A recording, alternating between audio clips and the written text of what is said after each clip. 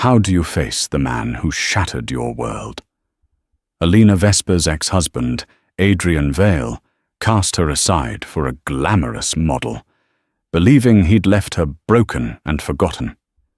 He's about to make his grand entrance at the social event of the season, ready to flaunt his perfect new life. But he's forgotten one small detail: Alina. And she's not just coming back. She's arriving pregnant with his secret child, and on the arm of a reclusive billionaire who holds Adrian's future in the palm of his hand. This isn't just revenge, it's a reckoning. Before we begin, take a moment and comment your city below.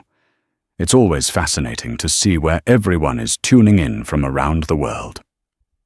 Now, let's dive in. The reflection staring back at Alina Vesper from the rain-streaked window of her small apartment wasn't the woman she recognized, but a ghost. A ghost of a life she once lived, a life of sun-drenched afternoons on the Amalfi Coast, and the hollow clink of champagne glasses at galas that blurred into one another. That woman had been Mrs. Adrian Vale, a title that had felt both like a shield and a cage. Now, she was just Alina. And Alina was tired. Her bones ached with a weariness that had nothing to do with the pregnancy she was hiding from the world, and everything to do with the man who had put it there. 6 months. It had been 6 months since the divorce was finalized, a clean, surgical cut that had severed their 7-year marriage with the cold precision of Adrian's ambition. He had called it conscious uncoupling, a term he'd picked up from a lifestyle blog, as if their shared history was a trendy piece of furniture they had mutually decided to discard. But there was nothing conscious about the way he had systematically dismantled her, piece by piece, until she was a stranger in her own skin. He had told her she was too emotional, too needy, that her quiet nature didn't fit the dynamic image he needed to project as one of New York's most aggressive real estate developers. He needed a powerhouse, he'd said, a statement piece. He had found one in Vivienne Murray, a model whose face was currently plastered on a billboard in Times Square, selling perfume with a smoldering gaze that promised a world of excitement Alina had never been able to offer. It was through Instagram, the modern-day town square for public humiliation, that Alina had learned of their engagement. A picture of Vivian's hand, slender and manicured, adorned with a diamond so large it looked obscene, her ring finger intertwined with Adrian's. The caption read, "A new chapter with my king. I said yes." The post had been a dagger to the heart, not because she still loved Adrian. That love had died a slow, painful death long before the papers were signed, but because of the sheer, unadulterated cruelty of it. He hadn't even had the decency to tell her himself. He had simply moved on, erasing her as if she were a rough draft of a life he was now perfecting with a new, upgraded model. The comment section was a sea of fawning congratulations from his sycophantic circle, the same people who had once called Alina their friend. They gushed about how perfect Adrian and Vivienne were together, how they were a power couple, a term that made Alina's stomach churn. Her hand went instinctively to her belly, a gentle, protective gesture. The small, burgeoning curve was the only thing that was truly hers. A secret, a complication, a tiny fluttering heartbeat that was both a blessing and a terrifying burden. She had found out 2 weeks after Adrian had left, the irony so bitter it had made her laugh until she cried. He had always been ambivalent about children, claiming they were a distraction, a lifestyle anchor that would slow him down. He didn't want to be tied down, and now here she was, tied to him in the most irrevocable way possible, and he had no idea. Her apartment, a cozy one-bedroom in a pre-war building in the West Village, was her sanctuary. It was a world away from the sterile, glass and chrome penthouse she had shared with Adrian, a place that had always felt more like a showroom than a home. Here, the walls were lined with books, the furniture was soft and worn, and the air smelled of old paper and the lemon tea she drank to soothe her morning sickness. It was small, but it was hers, paid for with the modest settlement Adrian's lawyers had deemed generous. It was just enough to keep her from being destitute, but not enough to maintain the life he had taught her to lead. It was, she knew, a calculated move. He wanted her gone, but not so far gone that she might become a problem. He wanted her to disappear quietly. Tonight was the annual Starlight Gala, a glittering charity event that was the crown jewel of the New York social season. She and Adrian had attended every year of their marriage. It was a night of performance, of networking disguised as philanthropy, a stage where Adrian shone his brightest. She knew he would be there with Vivian, parading her like a trophy. The thought of it sent a fresh wave of nausea through her, and this time it had nothing to do with the baby. A notification lit up her phone screen. It was an email from the event organizers, a generic reminder about the gala. Her name was still on the list, a forgotten relic of her past life. She had been about to delete it when an idea, small and dangerous, began to take root in her mind. Why should she be the one to hide? Why should she be the one to shrink into the shadows while he celebrated his new life on the ashes of their old one?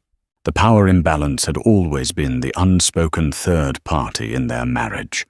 He was the sun, and she was expected to be a pale, reflecting moon. He had controlled the money, the friends, the narrative. He had convinced her that she was nothing without him, that her quiet strength was a weakness. But the past 6 months of solitude had taught her otherwise. She had started painting again, her canvases filling with the vibrant colors that had been muted for so long. She had reconnected with old friends, the ones who had known her before Adrian, the ones who saw her, not as an accessory, but as Alina. And then there was the baby. This tiny, secret life growing inside her had ignited a fierce, protective instinct she never knew she possessed. It wasn't just about her anymore. She had to be strong for them. She looked at her reflection again, but this time she saw something different. Not a ghost, but a woman on the edge of a transformation. The weariness was still there, but underneath it, a flicker of defiance. He wanted her to disappear? Fine, but first she would make him see her, really see her, not as the timid wife he had discarded, but as the woman and the mother she was becoming. She opened her closet, pushing past the sensible, muted clothes she had adopted to please him. At the very back, wrapped in a garment bag, was a dress she had bought on a whim in Paris, a deep emerald green silk that shimmered like a jewel. Adrian had hated it. Too ostentatious, he had declared. It draws too much attention. A slow smile touched Alina's lips. Perfect, she whispered to the empty room. She would go to the gala. She wouldn't cause a scene. She wouldn't cry or scream. She would simply appear. A ghost from his past, walking into his perfect future. And she wouldn't be alone. She would have her secret, her strength, her emerald green dress. And maybe, just maybe, that would be enough. The grand ballroom of the Plaza Hotel was a symphony of excess. Crystal chandeliers, each the size of a small car, dripped light onto a sea of tuxedos and designer gowns. The air was thick with the scent of expensive perfume and the low hum of self-congratulatory chatter. It was a place where fortunes were flaunted, alliances were forged, and reputations were made or broken over a glass of vintage champagne. For Adrian Vale, it was his natural habitat. He stood near the grand staircase, a king surveying his court. At his side, Vivienne Marais was a vision in crimson, a stark, fiery contrast to the cool tones of the ballroom. The dress, a couture creation that clung to her statuesque frame like a second skin, was cut daringly low, showcasing the diamond necklace Adrian had gifted her that morning. It was a statement, just like Vivienne herself. She was his ultimate acquisition, the living embodiment of his success. "Darling, you're staring," Vivienne murmured, her voice a low, throaty purr. She ran a perfectly manicured finger down the lapel of his Tom Ford tuxedo. "Is someone more interesting than me in the room?" Adrian forced a smile, his eyes scanning the crowd. "Never, my love. Just ensuring everything is perfect." He was a man obsessed with perfection, with control. Every detail of his life was curated, from the art on his walls to the woman on his arm. Tonight was the culmination of a 6-month campaign to rebrand himself. The messy divorce from the mousy, unassuming Alina Vesper was a distant memory, a footnote in the story of his ascent. Vivienne was the new, thrilling chapter. "Adrian, there you are," a voice boomed. It was Charles Thorne, a contemporary in the real estate world, a man whose respect Adrian craved. Charles was old money, but he admired Adrian's new money ruthlessness. "And the lovely Vivienne. You two are the talk of the town. That ring," Vivienne preened, extending her hand for Charles to admire. "Adrian has exquisite taste," she said, her eyes flicking to Adrian, a silent reminder of her value. "He certainly does," Charles agreed, his gaze lingering on Vivienne a moment too long. "Big night for you, Adrian. I hear the final bids for the Hudson Yards project are due next week. Rumor is you're the front runner." "We're confident," Adrian said, his voice smooth as polished marble.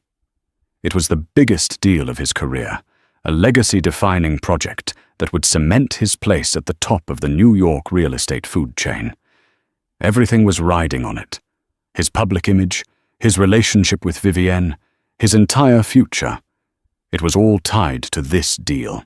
The conversation drifted to market trends and zoning laws, a language Adrian spoke with fluent, predatory grace. Vivienne, for her part, played the role of the adoring fiancée perfectly, nodding at the right moments, her smile never faltering. But beneath the surface, she was bored. This world of men talking about money was a means to an end. The end was the lifestyle, the security, the envy of other women. She had climbed her way out of a working-class neighborhood in Queens, using her face and her body as currency. Adrian Vale was her biggest score yet, and she had no intention of losing him. As Adrian held court, his mind drifted, unbidden, to Alina. He felt a pang of something he refused to name. Not guilt, but an annoying, lingering inconvenience. He had expected her to crawl into a hole and disappear. He had paid her off, washed his hands off her.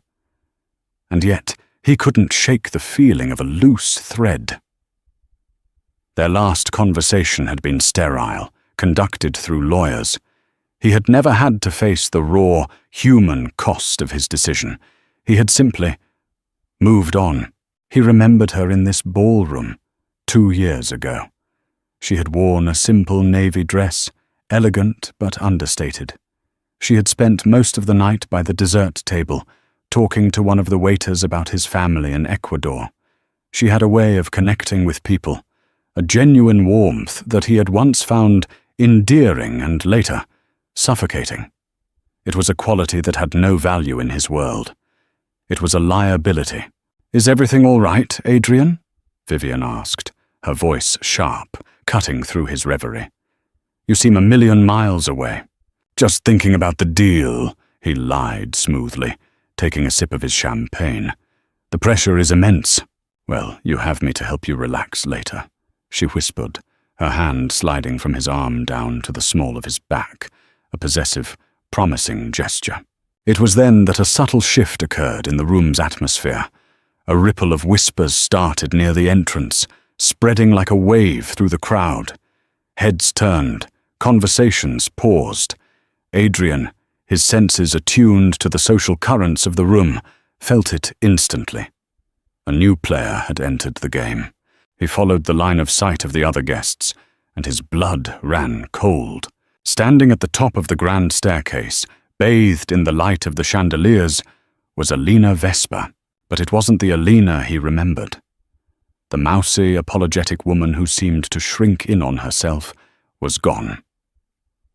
In her place stood a queen. The emerald green dress was a slash of vibrant, defiant color in the sea of muted tones. It clung to her curves, curves that were fuller, more womanly than he remembered. Her hair, which she used to pull back in a severe bun, cascaded over her shoulders in soft, honey-blonde waves. Her face, free of the heavy makeup he had always insisted she wear, was luminous, her eyes clear and bright. She looked powerful. For a heart-stopping moment, Adrian couldn't breathe. It was as if a ghost had walked into the room, but a ghost more vibrant and alive than anyone there. Vivian stiffened beside him, her perfectly manicured nails digging into his arm. "Who is that?" she hissed, her voice laced with venom. Adrian couldn't answer. He was transfixed. Alina's eyes swept across the room, a calm, unhurried survey. She wasn't looking for him. She didn't seem to be looking for anyone. She was simply arriving. And then he saw who was with her. Descending the stairs just behind her, his hand resting lightly on the small of her back, was Gabriel Ashford. Not Charles Thorne, the real estate contemporary, but his uncle. The Gabriel Ashford. The reclusive, enigmatic billionaire who had built an empire designing and selling private jets to the world's elite. A man so wealthy and powerful, he made Adrian look like a small-time landlord. Gabriel Ashford didn't attend social events. He didn't court the press. He was a legend, a myth, a man who operated in a stratosphere so far above Adrian's, it was barely conceivable. And he was with Alina. The sight was a physical blow. Adrian felt the air leave his lungs, the carefully constructed facade of his perfect life cracking under the weight of this single, impossible image. Alina, his discarded, forgotten ex-wife, was not just here. She was here with a man who could ruin him with a single phone call. The power imbalance, the one he had so carefully cultivated and exploited in his marriage, had just been flipped on its head in the most public and spectacular way imaginable. The whispers in the room grew louder, turning from curious to frenzied. Who was she? What was she doing with Gabriel Ashford? Adrian could feel hundreds of pairs of eyes on him, the collective gaze of the world he had worked so hard to conquer. They were all waiting to see what he would do, and for the first time in his life, Adrian Vale had no idea. The king was in his castle, but his fortress had just been breached, and the ghost of his past was about to hold him accountable. Alina's heart was a frantic drum against her ribs. Each step down the marble staircase felt both terrifyingly slow and dizzyingly fast. The sea of faces below blurred into a kaleidoscope of judgment and curiosity. She could feel their stares, their whispers dissecting her, trying to place her in their rigid social hierarchy. For a moment, the old Alina, the one who would have fled from this kind of attention, threatened to resurface. She faltered, her hand gripping the cold, ornate balustrade. "Easy now," a low, calm voice said from just behind her. "Just breathe. They're more scared of you than you are of them." She glanced over her shoulder at Gabriel Ashford. He wasn't looking at the crowd. He was looking at her, his eyes a surprising shade of warm grey, holding a steady, reassuring calm. They had met less than an hour ago, in the most unlikely of circumstances. She had arrived at the gala alone, her taxi dropping her a block away to avoid the crush of limousines. The cold night air had been a shock after the warmth of the cab, and as she'd stepped onto the curb, her heel had caught in a grate. She'd stumbled, a small, undignified lurch, and a portfolio of her recent sketches, which she'd brought with her for a bizarre sense of moral support, had slipped from her grasp, scattering across the damp pavement. Mortified, she had knelt to gather the loose pages, her hands trembling. That's when a large, masculine hand had appeared in her line of sight, carefully picking up a charcoal drawing of a wind-swept cypress tree. "This is very good," the same low voice had said. "You have a strong sense of movement." She had looked up into the face of Gabriel Ashford. She didn't recognize him at first. He wasn't what she expected. He was dressed in a simple, impeccably tailored black suit, no tie, the top button of his white shirt undone. He was older than her, perhaps in his late 40s, with a rugged, weathered handsomeness that stood in stark contrast to Adrian's polished, gym-honed perfection. There were lines around his eyes, lines that spoke of a life lived, not just curated. "Thank you," she had stammered, her cheeks flushing with embarrassment. "Allow me," he'd said, easily gathering the rest of the sketches. He didn't treat her like a damsel in distress, but like an equal who had met a minor inconvenience. He handed the portfolio back to her, his fingers brushing hers.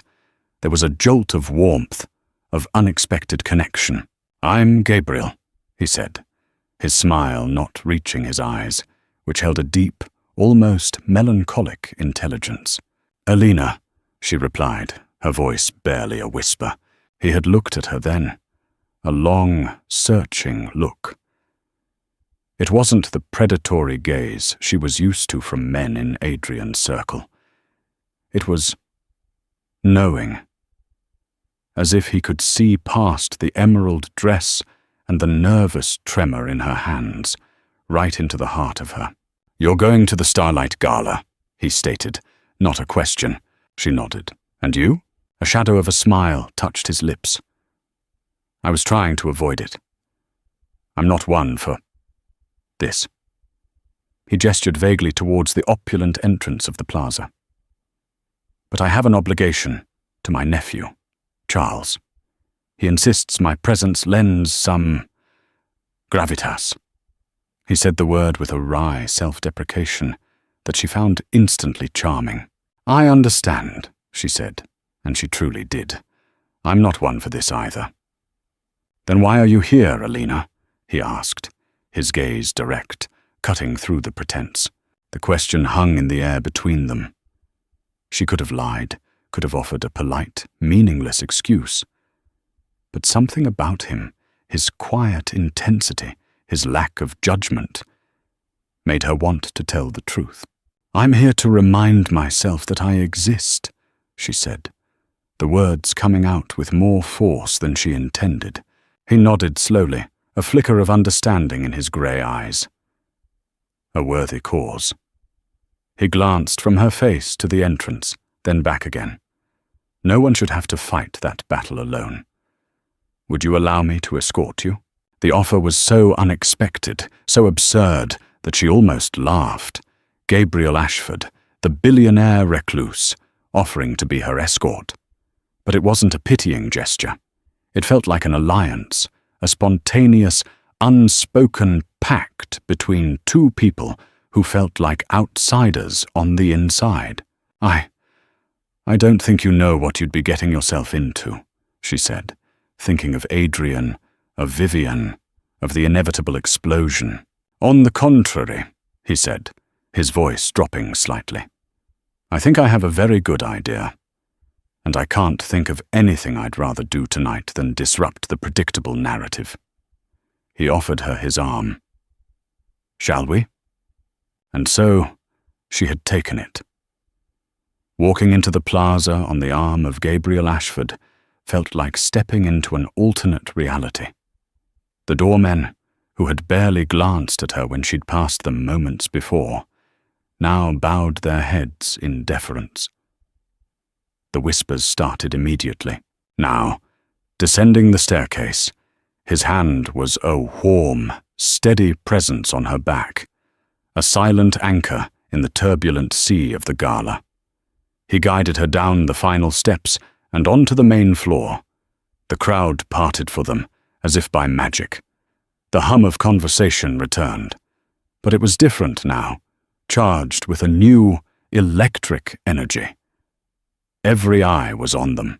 "Your ex-husband, I presume?" Gabriel murmured, his gaze fixed on a point over her shoulder. "The man in the Tom Ford tuxedo who looks like he's just seen a ghost." Alina didn't have to look. She could feel Adrian's stare like a physical touch, hot and angry. "That's him," she confirmed, her voice surprisingly steady. "And the woman who looks like she's about to shatter a champagne flute with her grip?" "His fiancée, Vivienne." "I see," Gabriel said. He guided her towards the bar, his movements unhurried, deliberate. He was creating a space for her, a protective bubble in the middle of the chaos. He ordered her a sparkling water with lime, and himself a whiskey, neat. He didn't try to make small talk. He simply stood with her, his presence a silent declaration of support. People began to approach them, not the fawning sycophants from Adrian's circle, but a different caliber of guest. A tech mogul, a celebrated artist, a foreign diplomat. They all greeted Gabriel with a mixture of awe and familiarity, and he introduced Alina to each of them simply as "my friend." He didn't explain her, didn't qualify her. He presented her as a person of value in her own right. With each introduction, Alina felt a piece of her old self, the confident, intelligent woman who had been buried under years of Adrian's casual dismissals, begin to re-emerge. She found herself talking about her art, about her love for Italian literature, about her travels. She wasn't just Adrian Vale's ex-wife. She was Alina. She risked a glance across the room.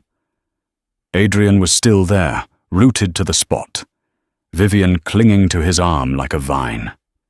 He was trapped, and he knew it. He couldn't approach her without acknowledging Gabriel Ashford, and he couldn't ignore her without looking weak. His carefully controlled world was spinning off its axis. Gabriel followed her gaze. "He underestimated you," he said quietly, his voice for her ears only. "He erased me," she corrected, the words raw with a truth she had never spoken aloud. "Then tonight," Gabriel said, turning to face her fully, his grey eyes serious and kind, "we draw you back." It was in that moment that Alina understood. This wasn't just a random act of kindness. This was a deliberate act of rescue. Gabriel Ashford, for reasons she couldn't possibly fathom, had chosen to be her savior. And as he stood beside her, a quiet, immovable force in the gilded cage of the ballroom, she felt something she hadn't felt in a very long time. Hope. The air in the ballroom was thick with unspoken questions. The arrival of Alina with Gabriel Ashford had sent a shockwave through the meticulously stratified society gathered there, and the aftershocks were still reverberating. Adrian Vale, who had been holding court just moments before, now found himself on the periphery, the gravitational center of the room having shifted dramatically. He watched, his jaw tight, as Gabriel and Alina moved through the crowd, not with the frantic, attention-seeking energy he was used to, but with a quiet, confident grace that was far more powerful. Vivienne was seething beside him. "What is she doing here?" She spat, her voice a venomous whisper. "And who the hell is that with her? He looks old." "That," Adrian said, his voice strained, "is Gabriel Ashford. And he's not old, he's powerful. Powerful enough to buy this hotel and turn it into his private office if he felt like it." Vivienne's eyes widened, her anger momentarily replaced by a flicker of fear and calculation. She understood power, and she could see that the man with Alina possessed it in quantities she couldn't comprehend. This changed the equation. Alina wasn't just a pathetic ex-wife making a scene. She was a threat. "You have to do something," Vivian insisted, her grip on his arm becoming painful. "Go over there. Put her in her place." "And say what?" Adrian snapped, his composure finally cracking. "Excuse me, Mr. Ashford, one of the most influential men on the planet. But this is my ex-wife you're escorting, and I'd like you to return her to the obscurity I had planned for her." He knew he was trapped. Every instinct screamed at him to reassert his dominance, to remind Alina of her place. But one look at the calm, unreadable expression on Gabriel Ashford's face told him it would be a catastrophic mistake. This was a different league, a different game, and he didn't know the rules. Meanwhile, Alina was starting to feel a dizzying sense of empowerment. The man beside her was a shield, his reputation so immense that it deflected the petty judgments and malicious gossip that would have otherwise been directed at her. People who would have cut her dead a year ago were now smiling at her, eager to be introduced. She saw them for what they were, moths drawn to a brighter flame. "Are you ready?" Gabriel murmured, his voice a low rumble near her ear. "Ready for what?" she asked, her heart beginning to pound again.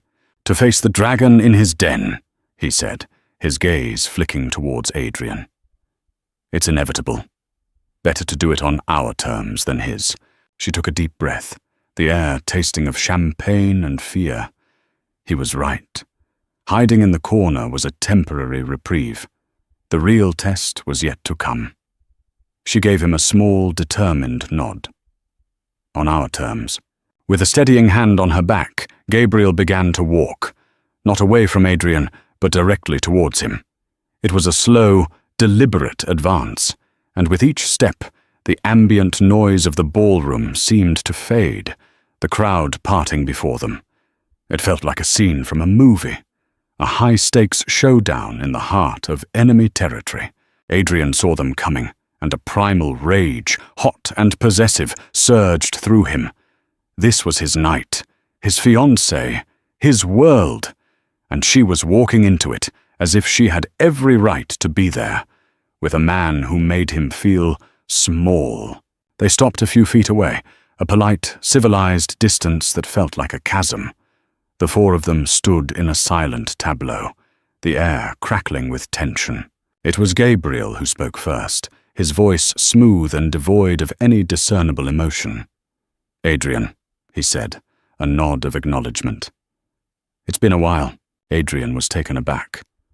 "Gabriel, I didn't know you were coming tonight." He forced his voice to sound casual, but it came out tight and strained. "It was a last-minute decision," Gabriel said, his eyes flicking briefly to Alina before returning to Adrian. "I ran into my friend, Alina, and she convinced me it was an event not to be missed." My friend, Alina. The words were a casual, devastating blow. He hadn't called her Alina Vale. He had claimed her, not as a possession, but as an equal, a friend.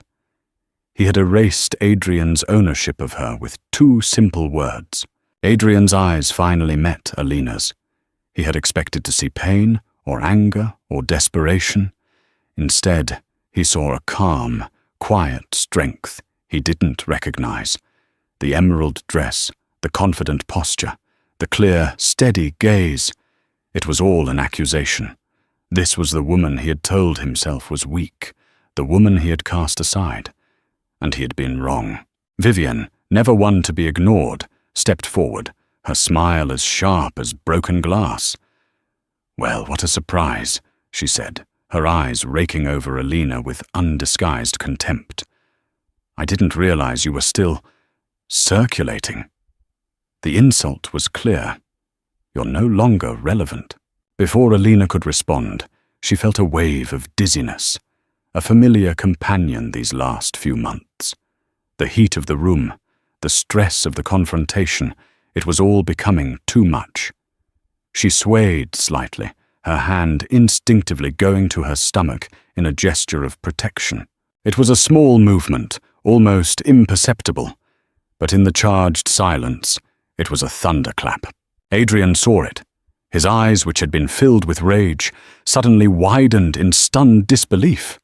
His gaze dropped from her face to her hand, resting on the gentle curve of her abdomen, a curve that the silk dress could no longer completely conceal. The math was simple, brutal, and undeniable. 6 months since the divorce. The timing was perfect. The blood drained from his face. The anger, the jealousy, the wounded pride. It all evaporated, replaced by a single, cataclysmic realization. A baby. His baby. Vivian saw the look on his face and followed his gaze. Her perfectly painted lips parted in a silent "oh" of shock, her mind racing. A baby. A permanent, unbreakable link between Adrian and this woman she had worked so hard to supplant. It was a complication she hadn't anticipated, a threat to her carefully laid plans.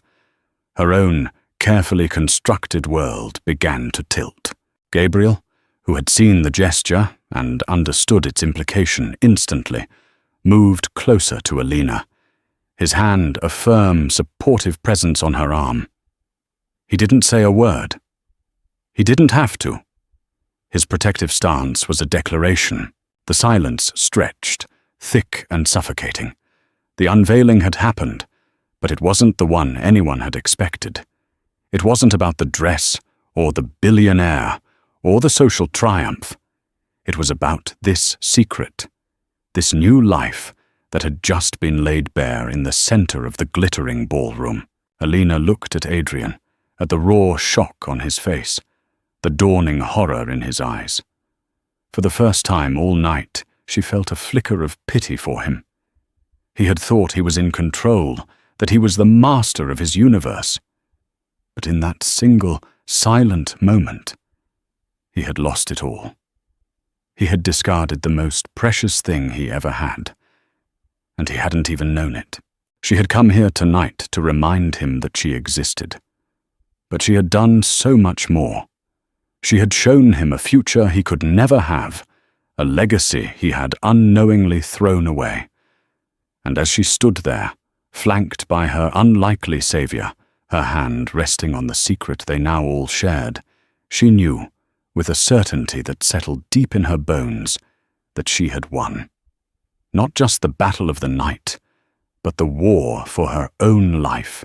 The aftermath of the silent revelation was not a loud explosion, but a quiet, seismic shift that rearranged the entire social landscape of the ballroom. The invisible threads of power, influence, and respect that held the room together began to snap and reform, creating a new and unsettling pattern. Adrian Vale, who had been at the center of the web, suddenly found himself dangling from a frayed thread. The moment was broken by Charles Thorne, who, oblivious to the high-stakes drama that had just unfolded, bustled over with a wide, oblivious smile. "Uncle Gabriel, I knew you'd show. And Adrian, my man." He clapped Adrian on the shoulder, a gesture that made Adrian flinch. "You all know each other?" Small world. Gabriel used the interruption to his advantage. "Charles," he said, his voice calm and steady, drawing the attention away from the frozen tableau. "I was just congratulating Adrian on his upcoming ventures." He turned his gaze to Alina. "I think we could all use some fresh air. Would you care for a walk on the terrace?" It was a dismissal, polite and absolute. He was extracting Alina from the situation, signaling that the conversation was over. Alina, grateful for the escape, gave a slight nod. "I'd love that," she said, her voice a little breathless. As Gabriel guided her away, his hand still firmly on her arm, a murmur went through the nearby guests. They had seen Adrian's face, Vivian's shock, Alina's gesture. The pieces were clicking into place, and the gossip was spreading like wildfire, fueled by the intoxicating combination of scandal, pregnancy, and the involvement of the enigmatic Gabriel Ashford. Left in their wake, Adrian and Vivienne were an island of stunned silence. The protective bubble of their perceived perfection had burst. "A baby!" Vivienne finally hissed, her voice trembling with a rage that was colder and more terrifying than her earlier jealousy. "You told me you were done with her. You told me it was a clean break." I didn't know," Adrian stammered, his mind still reeling. A child, a son or a daughter, a part of him, growing inside the woman he had so callously discarded. The implications were staggering. It wasn't just a social inconvenience, it was a fundamental reordering of his life. "You didn't know?" Vivienne's laugh was a sharp, ugly sound. "How could you not know? Were you that checked out, that incompetent?" The insult was designed to wound, and it hit its mark.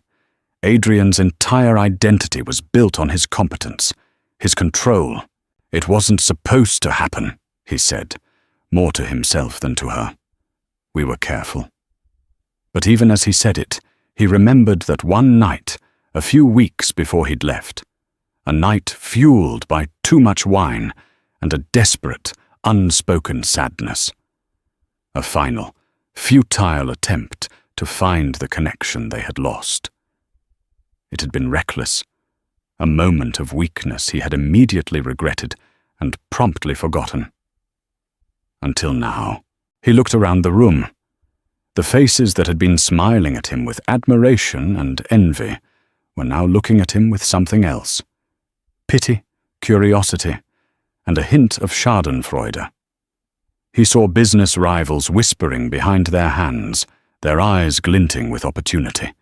His carefully constructed image as a man who had everything, who was untouchable, was shattering before his eyes. On the terrace, the cool night air was a balm on Alina's heated skin. The distant sounds of the city were a soothing counterpoint to the frantic beating of her heart. "Are you all right?" Gabriel asked, his voice gentle. He led her to a quiet corner, shielded from the ballroom by a large, potted ficus. "I think so," she said, taking a deep, shuddering breath. "I didn't mean for it to happen like that." The reveal. "Sometimes the most effective statements are the ones we don't plan," he observed, his gaze searching her face. He didn't know. She shook her head, a bitter smile touching her lips. "No. He made it very clear he didn't want a family. It would have complicated his brand, his loss," Gabriel said simply, but with a finality that resonated with truth.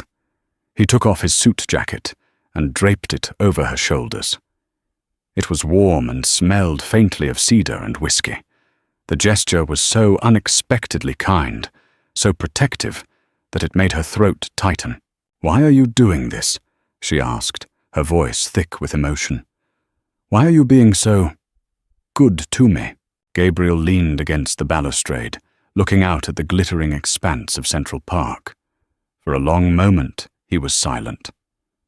"Let's just say I have a vested interest in seeing men like Adrian Vale get a taste of their own medicine," he said, his voice low and hard.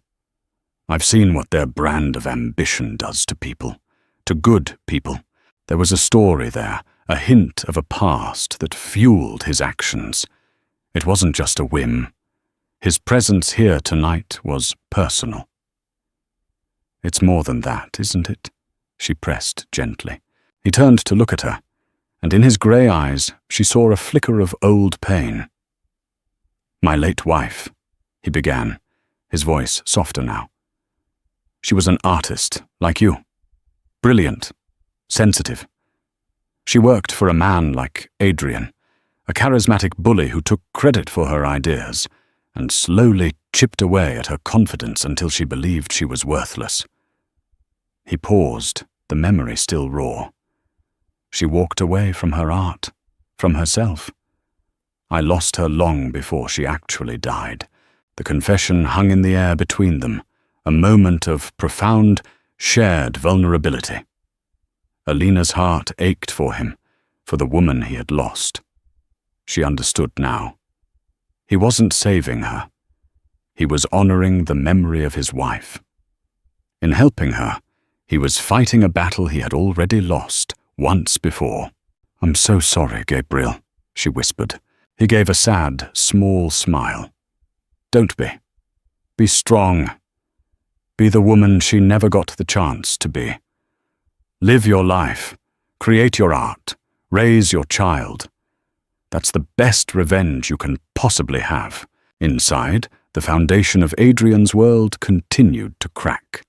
A potential investor for the Hudson Yards project, a man he had been courting for months, approached him, his expression cool. "Adrian, quite a night.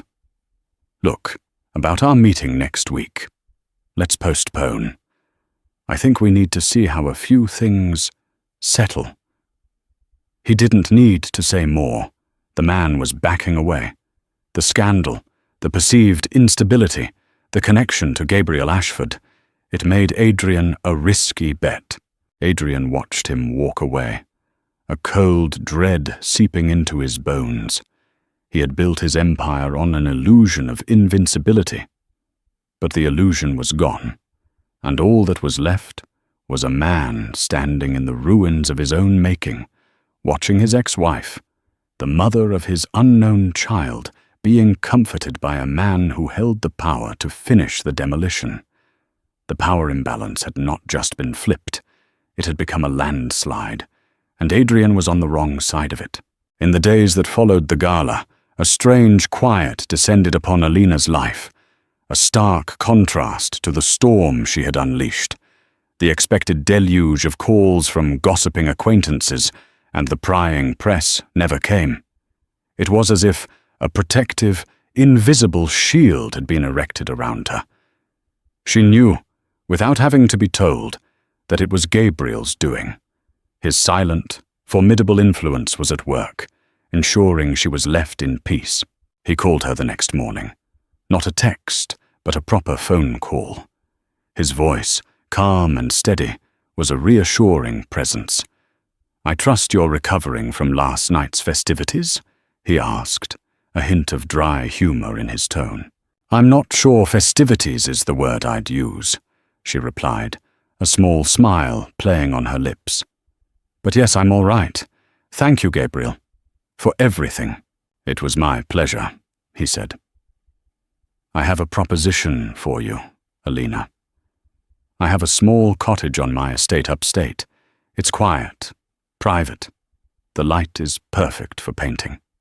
I thought you might like to use it for a while, to get away from the city, to work, to breathe." The offer was overwhelming in its generosity.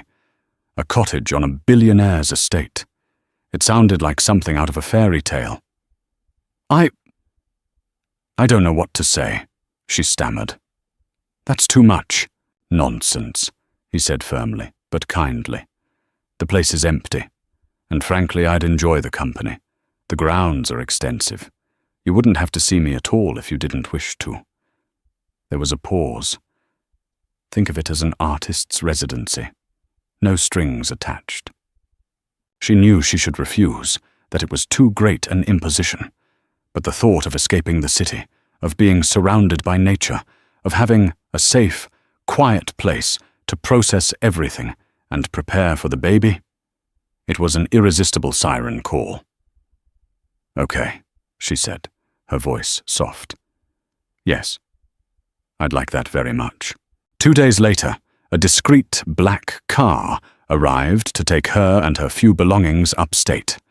The estate was a sprawling expanse of rolling hills, ancient trees and manicured gardens nestled in the heart of the Hudson Valley. The main house was a magnificent stone manor, but the car bypassed it, following a winding gravel road to a secluded corner of the property. The cottage was perfect. It was a charming, ivy-covered stone building with a large, north-facing window that flooded the main room with the soft, consistent light that painters dream of. Inside, it was cozy and beautifully furnished, with a large easel already set up near the window. There was a fully stocked kitchen and a bedroom with a view of a serene, private lake. It was a haven. For the first week, she saw no one. She painted with a fervor she hadn't felt in years, the colors on her canvases bold and vibrant. She walked by the lake, took naps in the afternoon sun, and cooked simple, nourishing meals for herself and the tiny life growing inside her. The city, with its noise and its ghosts, felt 1,000,000 miles away. The weariness that had settled in her bones began to dissipate, replaced by a burgeoning sense of peace and strength. Gabriel, true to his word, respected her privacy, but he would leave things for her on the porch of the cottage, a basket of fresh vegetables from his garden, a collection of art books from his library, a rare, fragrant tea he thought she might enjoy. They were small, thoughtful gestures that spoke volumes. He was caring for her, but from a respectful distance. One evening, as she was watching the sunset paint the lake in hues of orange and pink, he appeared, walking slowly down the path from the main house.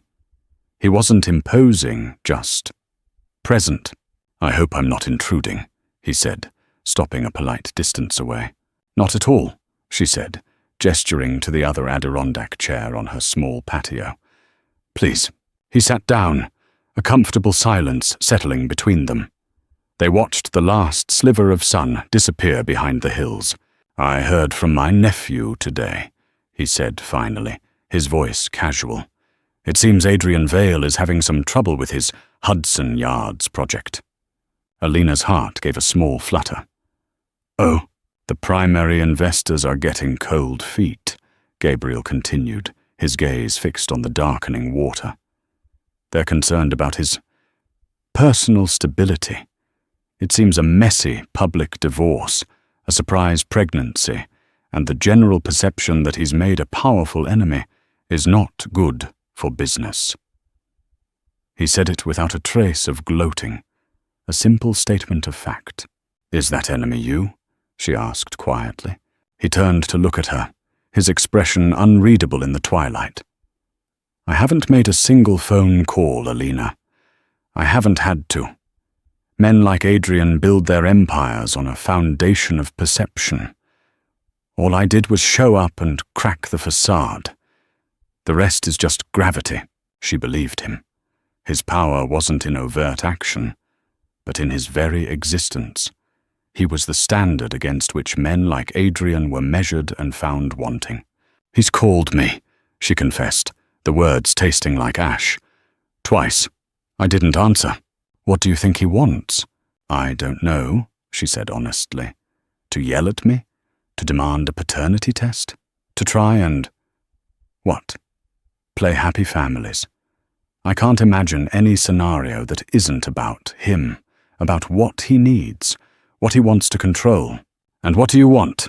Gabriel asked, the question simple but profound. She looked down at her hands, resting on her belly.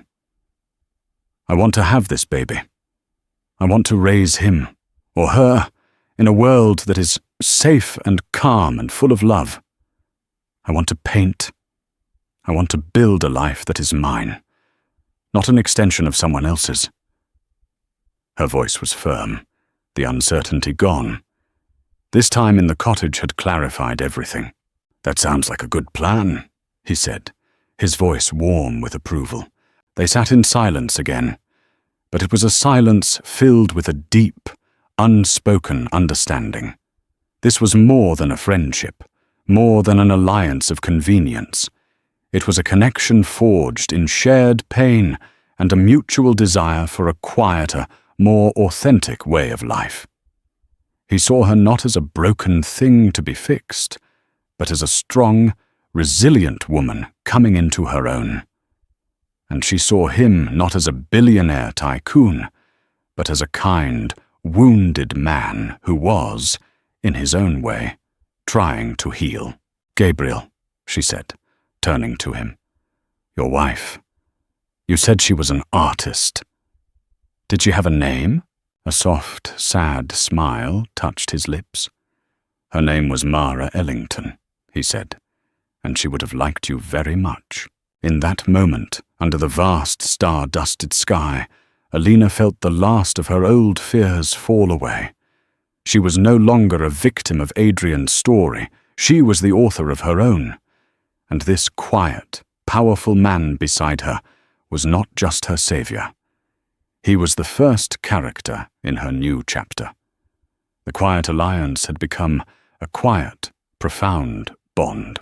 Adrian Vale was a man adrift in the wreckage of his own life. The Hudson Yards deal, the one that was meant to be his coronation, had collapsed. The investors, spooked by the instability surrounding him, had pulled out, citing vague market concerns that were a thinly veiled reference to his spectacular social implosion.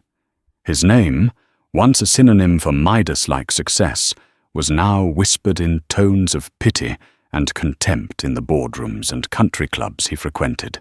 Vivienne, his fiery, ambitious fiancée, had become a creature of cold, simmering rage.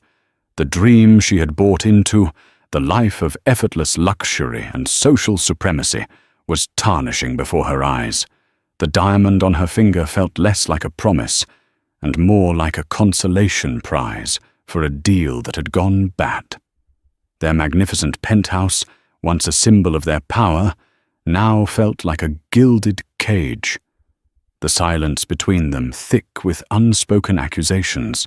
But it wasn't the loss of the deal or Vivienne's fury that haunted Adrian's sleepless nights. It was the image of Alina. Alina, standing on the staircase in that emerald dress, her hand on her belly. His child, a life he had created and abandoned without a thought. He had tried to rationalize it, to frame it as a problem to be managed. He had his lawyers draft letters, demand paternity tests, offer settlements. But Alina had refused to engage. His calls went to voicemail. His emails were unanswered. His lawyers were met with a polite but impenetrable wall of silence from a legal team he soon discovered was being paid for by Gabriel Ashford. The lack of control was driving him mad. He, Adrian Vale, who had orchestrated every aspect of his life with ruthless precision, was now utterly powerless.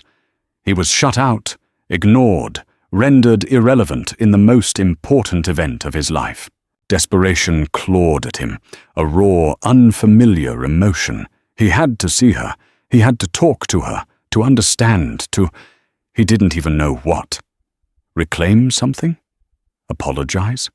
The motives were a tangled mess in his head, a toxic cocktail of ego, regret, and a strange nascent flicker of paternal instinct. He found out where she was from a disgruntled former gardener at the Ashford estate, a man who was happy to trade information for a thick envelope of cash. The knowledge that she was living under Gabriel's protection in a cottage on his land was another dagger to his already wounded pride. He drove upstate on a grey, drizzly afternoon, the weather a perfect match for his mood. He didn't have a plan. He was operating on pure, unadulterated impulse, a way of being he had long ago disdained in others. He bypassed the main gate, parking his car on a side road and cutting through the woods, feeling like a common trespasser. He found the cottage easily, a plume of smoke curling from its chimney. It looked like a postcard, a picture of domestic tranquility that felt like a personal affront. He saw her through the large window. She was standing at an easel, her back to him, completely absorbed in her work. She was wearing a simple, paint-smeared smock, her hair tied up loosely. Her belly was a prominent, perfect curve under the fabric.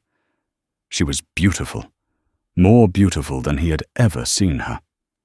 There was a peace about her, a self-contained serenity that he had stripped from her, and that she had somehow found again, without him. He watched her for a long time, a storm of conflicting emotions raging within him. He saw the woman he had married, the quiet, gentle soul he had once loved before his ambition had poisoned everything. He saw the woman he had broken, and the woman who had risen from the ashes.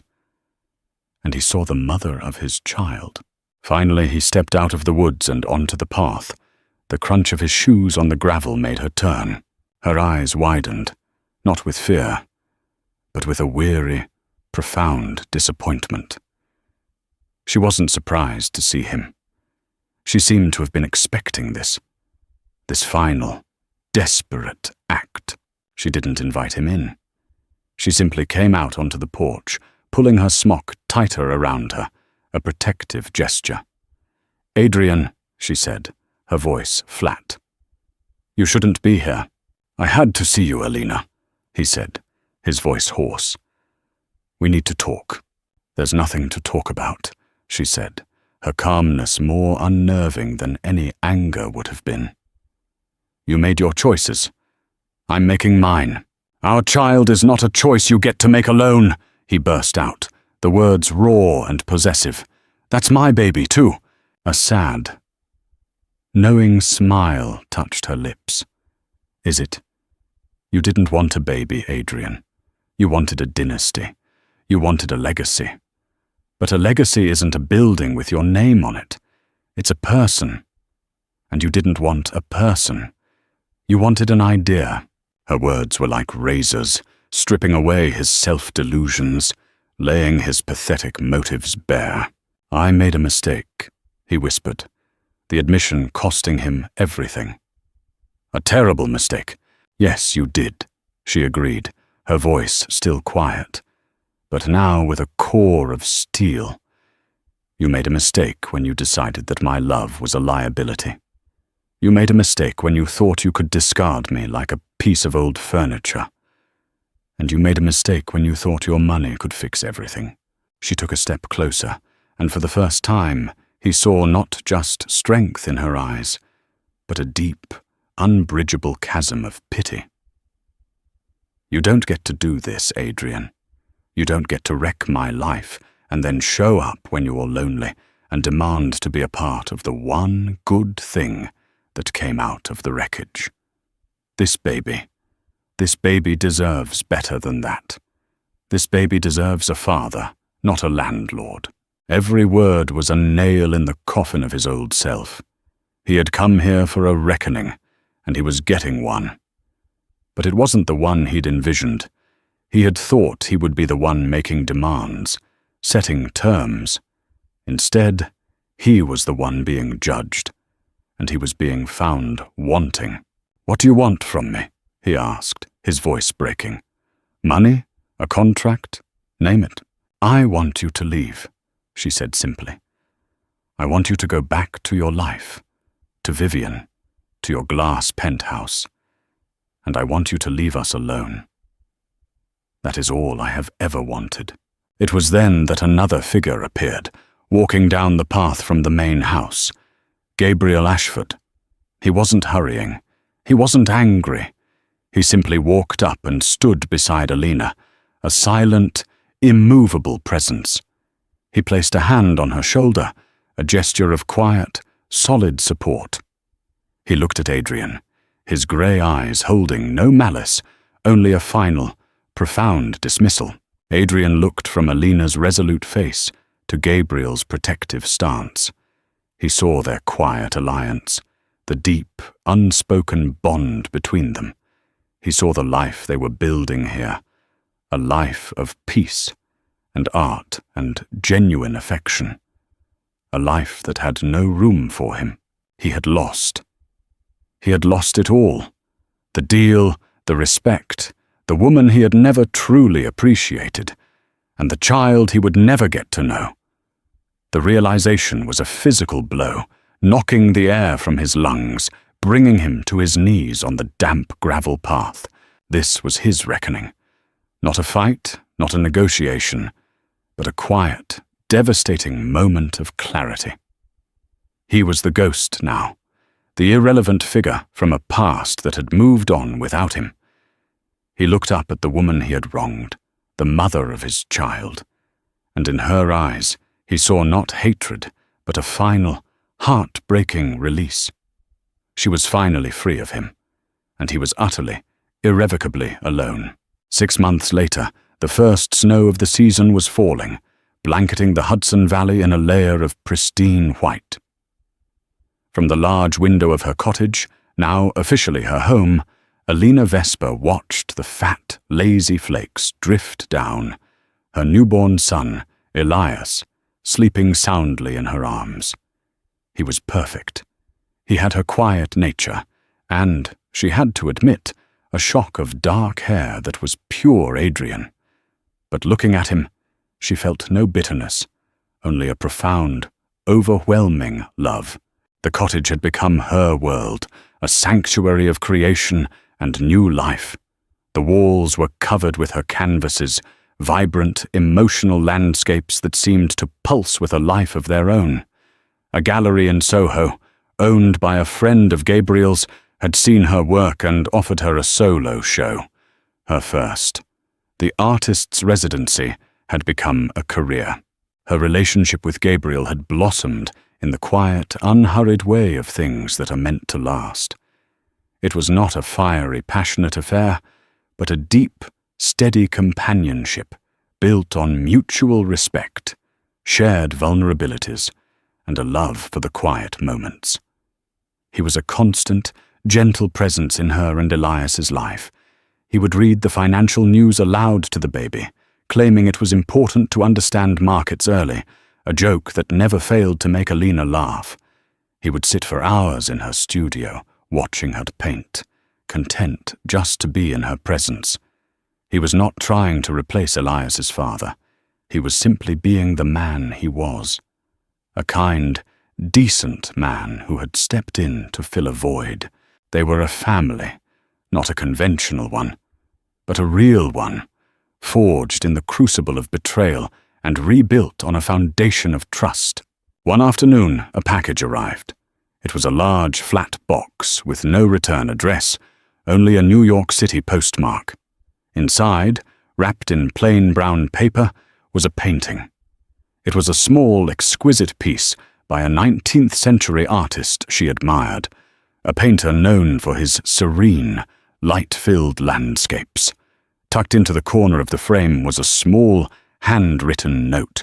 "Alina, there are no words to undo what I did. I know that. There is no excuse for my blindness, my cruelty. I have spent the last 6 months understanding the true meaning of the word bankrupt, and it has nothing to do with money. I saw the announcement of your show. Congratulations. I am not surprised. I always knew you were brilliant. I was just too arrogant to admit it. This is not a gift to buy forgiveness. I know that is not for sale. Think of it as a small, inadequate apology. A down payment on a debt I can never repay. I will not bother you again. I have signed all the necessary papers. My lawyers will be in touch with yours to arrange for child support, to be placed in a trust that you alone will control. He should have everything. He deserves it. I hope he has your heart. It was always the best part of you." Adrian, Alina read the note twice, her hand trembling slightly. It was the first time she had heard from him since that day on the gravel path. The words were simple, stripped of his usual bluster and arrogance. They sounded genuine. She looked at the painting, a scene of a quiet, sun-dappled forest. It was a peace offering, an admission of everything he had lost. She showed the note to Gabriel that evening as they sat by the fire, Elias gurgling softly in his bassinet. He read it, his expression thoughtful. "It seems the man is capable of learning," he said quietly. "What do I do?" she asked. "You do whatever feels right to you," he said, taking her hand. "His journey is his own now. It no longer has to intersect with yours unless you want it to." She thought about it for a long time.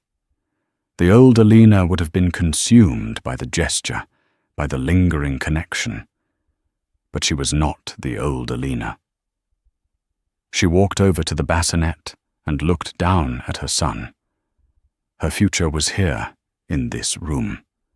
It was in the smell of baby powder and turpentine, in the warmth of Gabriel's hand, in the steady, rhythmic sound of her own heart.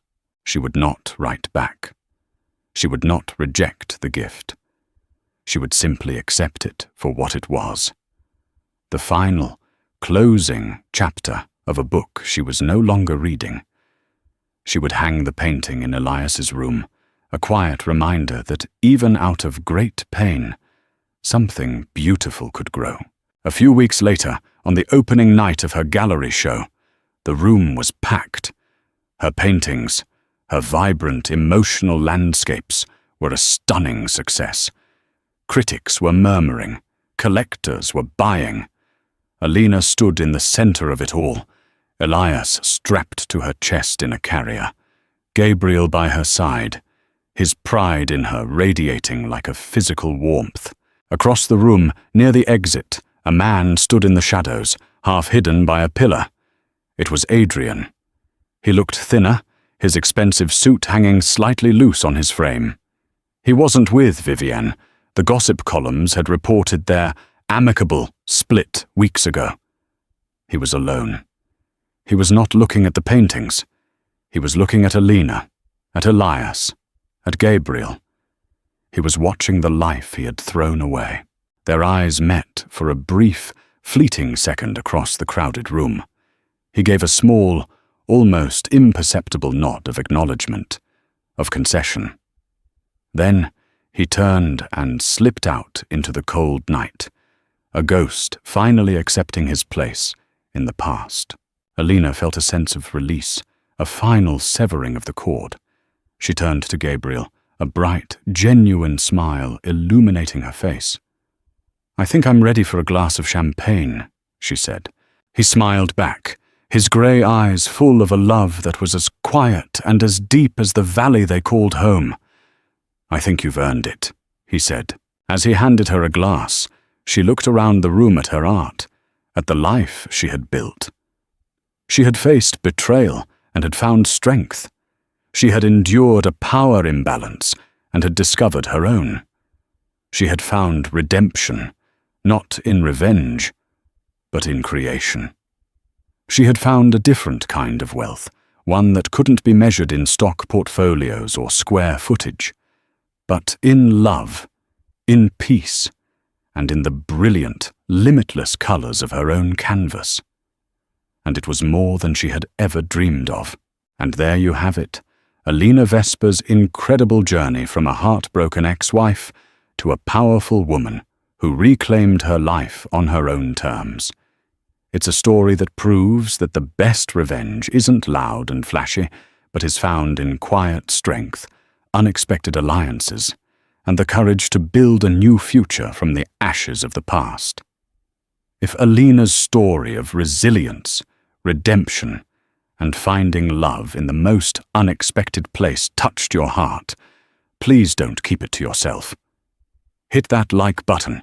Share this video with someone who needs a reminder of their own strength, and be sure to subscribe to the channel for more emotional stories that feel like real life. Your support means the world and helps us bring more content like this to you. Thank you for watching.